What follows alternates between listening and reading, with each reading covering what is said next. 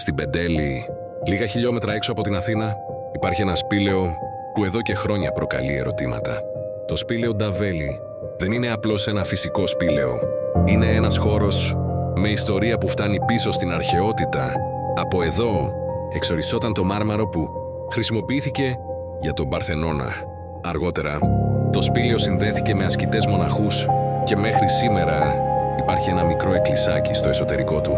Το όνομά του συνδέθηκε με το λίσταρχο Νταβέλη, αλλά η παρουσία του εκεί δεν επιβεβαιώθηκε ποτέ. Το πραγματικό μυστήριο όμως ξεκινά πολύ αργότερα. Τη δεκαετία του 70 πραγματοποιήθηκαν στρατιωτικές εργασίες στην περιοχή κάτω από συνθήκες που δεν έγιναν ποτέ πλήρως γνωστές, και από τότε άρχισαν να εμφανίζονται περίεργες αναφορές. Κάποιοι μιλούν για ήχους μέσα από το σπήλαιο, άλλοι για φώτα που εμφανίζονται χωρίς εξήγηση.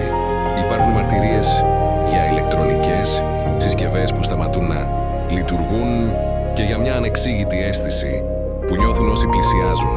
Μέχρι σήμερα, τίποτα από αυτά δεν έχει επιβεβαιωθεί επιστημονικά, αλλά ούτε έχει εξηγηθεί πλήρως. Το σπήλαιο Νταβέλη παραμένει εκεί, σιωπηλό και ίσως με περισσότερα μυστικά από όσα μπορούμε να καταλάβουμε. Εσύ τι πιστεύεις?